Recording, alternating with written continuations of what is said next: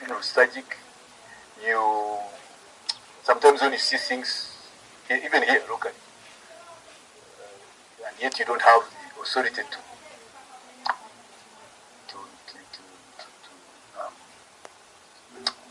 to make a difference. So you feel nostalgic. But overall, first of all, and the other reason is really it was those 41 years of service were fruitful. We changed, we transformed the course of history of this country, and I feel, in my small way, I feel good that however small contribution I made, I feel good with myself. You know, I didn't waste my life. I wasn't living for myself. You know, like being a careerist. So I feel that we served, and now it's time for your generation to take over the mantle, and I think you are doing so very well. Unfortunately, I'm quite far removed from the center of activity, whether political or any other activity. Being in the village, okay, you access news, but I wouldn't be very authoritative to really make a comprehensive response to your question. But talking, you see, we must have a historical perspective when you analyze any situation. And for me, when I look at those of us who live in our generation, somebody was calling our generation that Generation 86. You know, there was no stake to talk about. It was chaotic. And remember, when we came into government in 86, we were again engulfed in these counter-insurgencies all over which engulfed the whole country. And I believe suddenly, and then of course you also had the problems of Karamoja, which had never really integrated into the country. You know, Karamoja is not 25,000 square kilometers. It's almost the size of some of the countries that I know. Yet it had never really been integrated. And we had a problem of cattle rustling. So from the 86 to 2005, we're grappling with, you know, establishing, fighting the insurgencies and establishing a democratic state under a constitution that is derived from the people's aspirations. I remember I represented the army in the late Constitutional Commission, and we collected views of the people. It was the basis of the 1995 Constitution, and that became the foundation now. Even in the midst of all those challenges of establishing security, at the same time there was the challenge of establishing strong foundations of a democratic state. And I believe, so when you look at it from that perspective, certainly there has been a huge transformation. There is a country to talk about. Look at our region, all Africa. Look at Congo. Look at even Sudan disintegrating. Countries which are disintegrating, which used to be very strong, and yet here we have a stable country, which in 1985 had become like that, had become like Congo. So when one should be sober and take a historic perspective, and once you do that, then you realize that definitely we have achieved a lot in terms of stability and security, in spite of what I would call tactical challenges here and there. Let's talk about those tactical challenges, because during your time as IGP, you had all these assassinations going on. Let's talk about the assassination of Joan Kagezi, who was... But before you talk about that, let's talk about, it was not, the assassinations didn't start in my time. Remember, even under my predecessor, General Katumba Wamala, there were assassinations of prominent people, especially targeting businessmen. And remember, that's how Operation Wembley was conceived, and to be able to counter. So it was some sort of terrorism. And of course, also emerging from, these, as I was telling you, the insurgencies, and then the ADF, which is still a challenge, it is weakened. But these internal insurgencies? The insurgencies they were internal, but supported from outside, mainly Sudan and Congo. Zaire, little Congo. So that's the background. Now, the assassinations that happened were mainly ADF generated. It was not terror, it was mainly ADF because of urban guerrilla warfare. And so targeting certain vulnerable people. So that of course I can't say much now after I don't know how many, 7 years out of government, or 8 years, no, for 7 years, 2018 to today. But when I left, we had there were a number of assassinations of sheikhs, for instance. But we managed to arrest quite a number of them. I think over I think there were like 35, and out of those, if I remember, 20 confessed, and I in court. And then, of course, you remember Jamil Mukuru was eventually got the assistance of Tanzania. And in fact, all those, the evidence clearly showed that they were part of that terrorism that of course was led by Jamil Mukuru. And that's why you see those cases are, when Jamil Mukuru was extradited, the cases of those who were captured, that was about 2013, 2014, 2015. The prosecutor, the DPP, decided to merge all those cases, and we captured a number of weapons which they were using. In fact, when you talk about the late Joan Kangezi, very, very respectable principal prosecutor, she was, I remember, the DP, because our investigations were prosecution-led.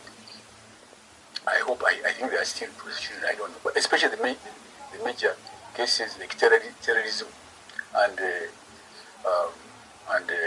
other serious crimes, murder, robbery. So the DPP then, now Justice Chikwita, attached to our team, or joint, because we established, because the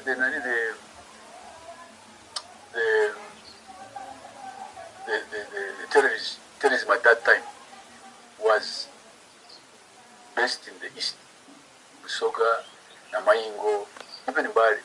Although there were cases of, like in Kampala, where they killed my two very good friends, Sheikh Chiria and Sheikh Bahiga, who had helped us a lot, by the way, from the time I became IGP. We connected, because my approach was to mobilize. So I had mobilized them. They belonged to a sect, I think, based in Nakasero. And but one thing that they did, which I will never forget, was they countered the extremism within that sect. And number two, helped to bring the police and other security agencies, as well as force government, closer to the Muslim community. And I believe the reason they were killed was because they were working with me. And then the intelligence, that's the intelligence report. We had given them security, but apparently it could not help to save them. Sometimes I get really angry when I see some very responsible, I don't know what this is for one, posting, kind of saying that that I was behind the murders of sheikhs, really. But first, let me really, I don't want to express my anger. But for somebody to suggest that I could be behind the killing of Sheikh Kiri and Sheikh Bayi, who were my collaborators, and who clear intelligence established that they were killed because they were linked, they were helping government. They were killed by ADF. They were calling them. There is a word. We have evidence. There is one suspect I remember very well called Kabambwe, Ali Kabambwe, who was responsible for killing a number of sheikhs, and even the LCC of Namayin called Okwari, the first one. We got him and he confessed. We even found, he even killed 2 policemen. When I was camped in 2 policemen who were guarding the home of Justice Mwanda. After then that's how he was got. And we even led us to where they had hidden the gun. Instead of what bothers me is maybe some people who post out those whatever they post out, maybe it's out of ignorance, a lack of information. But What about for the case of Joan Kagezi? Joan Kagezi was, first of all, let me say this. I told you Joan Kagezi was attached to us as basically principal legal advisor because of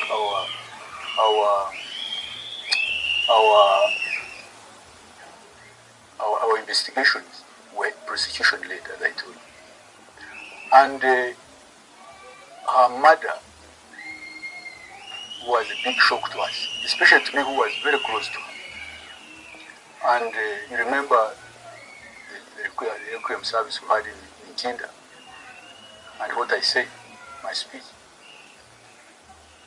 We put the team, by that time, of course, the team she was advising was inter-agency security team. All the agencies were represented, including even from SFC. Then, because it was definitely clear from the intelligence we had, perpetrated by elements connected with the ADF. That was the intelligence that we had. Then, on top of our joint team, FBI joined, reinforced us because Joan had worked very closely with the FBI, and they were really saddened by what had happened. So it was a formidable team that investigated, that we put together to investigate, connected to Al-Shabaab, others were connected to the ADF. Of course, that's a case that case and the one of Kawesi, and I don't know, talking about the prominent cases that I left unfinished, as unfinished business. But we had established leads, there was a joint team. So for somebody to, out of the blue, the kind of, this is, I see after the arrest of this man, Nixon, against him. And I'm really grateful to the president. Really, we should be grateful, can I? The president is very, very patient, doesn't rush. While there was pressure to arrest me, they came and picked me from here. And there had been that established that audio that I'm sure you followed that was fake. It was just manufactured. With the witnesses they had were fabricated. This was again the joint security team which investigated all that. Rubbish. So the same thing is happening now and my family. Based on a complete falsehood. I think they're the same forces now starting this. I thought they had given up. Because it's ridiculous for someone to suggest that I hate Muslims. If anything, if there's any community that I have a lot of intimate relations, this is the Muslim community. The leadership. Go to President Kibi, Sheikh Habib Kajim. I've just told you of these sheikhs who I was working with. including even Sheikh Kamog at one time, because my approach was to mobilize, to win over. That's the approach I know, which you used effectively in fighting the Bush War. So really, it's malicious, it's false, it's annoying, and especially, you see, what even kills, after the murder of Joanna Kagezi, I took responsibility for the security of the family. Not only that, I cared for them to the extent I could. Right now, the children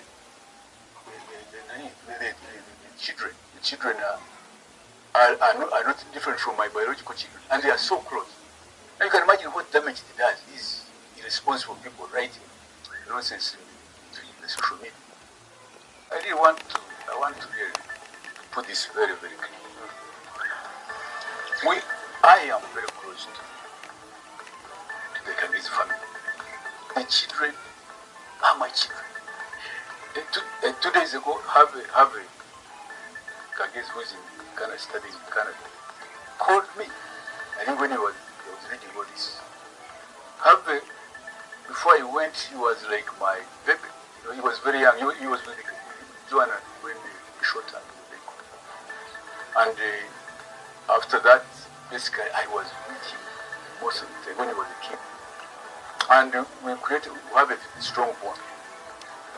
My daughter, who is in Ghana, is very close to Carol Kagezi, who recently produced a grandchild of Joanna. The children were involved in the wedding, in organizing the wedding of my daughter in 2023.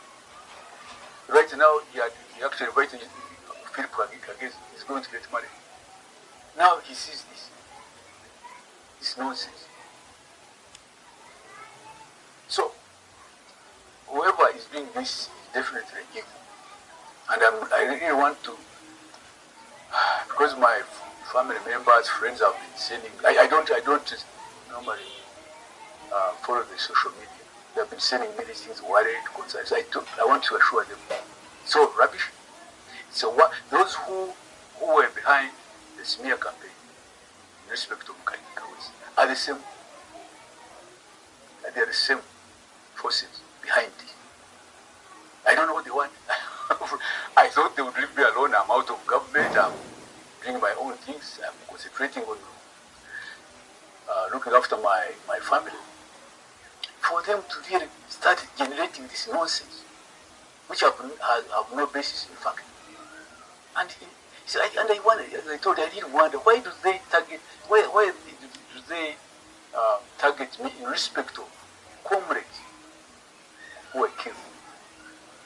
My comrades were close to me, and they choose to. Joan was close to me by the time she was killed. We had a wonderful working relationship. She used to travel from Kampala to Jinja, where we were based, to advise. She was selfless, and as a consequence, we developed a bond. So I wanted to assure my family, my friends, and the innocent public to ignore this nonsense. This is a work of evil people who I don't know what they want. I wish I did. So I thought I should put that on record. Right. So tell us, how do you then get in touch with Nixon? And by the way, let me tell you, on the question of Nixon, this is not new. The same, because I got a report from CMI at that time, after the late Joanna passed away, and we were investigating. So I get a report from CMI saying that implicating Nixon. And then, so of course, I forwarded it to the team, to the investigating team, which I told you was representative of all security agencies and the FBI. They investigated that case, and if I remember correctly, even the FBI issued a separate report, basically saying there was no link, as alleged, to the murder. Get it? It's not me. That's and the reports are there. If people are honest, the reports are there. So that line, that's why we don't pursue it. Instead, we pursue as I told you, there were a number of, because see, when you are investigating, information keeps coming. So you develop lines, what they call lines of investigation. You get it? And by the way, after, of course, the passing of Joanna, we got another, I don't remember what his name was, another principal state attorney to keep on doing the same work. And therefore, whatever was being investigated was being led by the prosecutor at the time. So, what is now, what I'm hearing happened, it's surfacing. I cannot comment on it because I'm not privy to any detail. But what I know, that time, we never shielded Nixon. We subjected it to an investigation. So I suppose they are doing the same in respect of this case. My only problem is this hysteria, this investigating in the media, and then starting to make judgments in the media, really, and then you start casting aspersions on innocent people. You get it? If there's anybody who was hurt by the death by the killing of Joanna, it was me. I believe I was one of the first ones who reached the scene of crime. Indeed, if there's anybody who knows, I was having sleepless nights. Just like, of course, in the case of Kawesi. It's the president, because I was reporting to him every day. But I'm not you cannot call me a magician. I mean, in a security agency, or let's be specific, in a police force which can claim that it will always, that to investigate the case and come to conclusion, to conclude it, would be telling lies. It all depends on the number of factors. If there is new evidence that has come up and it's properly, okay, fine, that's great. But it does not mean that those who were before did not do any work. That's what amazes me. And then, of course, there is also this, what I read when some of the reports that were sent to me, that I don't know, I recruited Nixon, I don't know, he was my aide, he was my blue-eyed boy. Nonsense. First of all, I did not recruit Nixon. But can I give a bit of background? Yes, but you're the one who took him to Kabari. The training. I never took him to Kabari. That one, again, but what would be wrong even if I did? First of all, Nixon was among 60, if I remember, in 2005, November, when I took over as IGP. He was among 69 Operation Wembley, as I was told, operatives, who had been selected after the operation, and I think had wound up, to form a special unit which they called Violent Crime Crack Unit, VCCU. You must be aware of that. Now, the command of that unit is now retired, Senior Commissioner of Police, David Magara. Now, then I think at that time when I took over, it was like transition between moving from Operation Wembley now to because I think the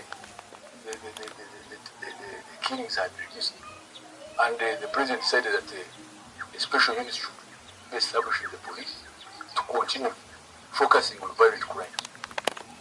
And so that unit was formed of 69. They were basically, many of them had been, I think, volunteers, I don't know, because I was never involved in Operation Wembley, but that was under the tenure of General Katumba Wamala. Now, how I got to notice Nixon was after, when I believe Magara was being transferred, he wrote a letter to me. In that letter, he stated that he was informing me that recommending Nixon Agassi as one of the best performers in the unit. And I'm told recently, I think at the function, Magari repeated the same. I think Thanksgiving it was. I don't remember what it was, but somebody told me about it. So that's when I started. I noticed him. Just the way I noticed Kawes, IGP Kawes, soon after I became IGP. In fact, if they say that Kawes was my aide, yes, because he was the second personal assistant I had.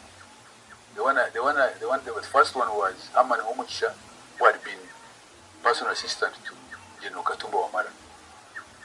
Then subsequently, when we established Kabari, I sent Kawes to establish it because of his competence. Then the last one was Abraham Saga. He was my last personal assistant. Nixon had never been anywhere near my office as an aide.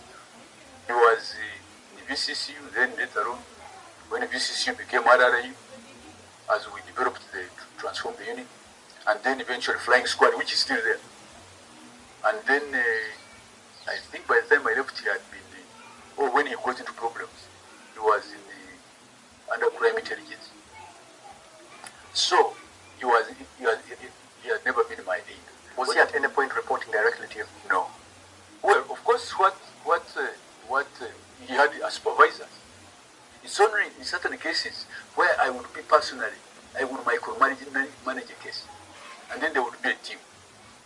For instance, I'll give you the case of Bebe Kakam. Remember Bebe Kakam?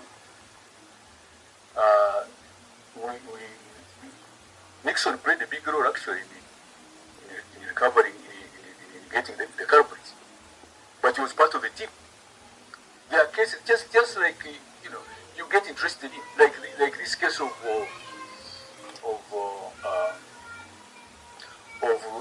Kasidia, this small boy who was sacrificed in the massacre by Katokaju.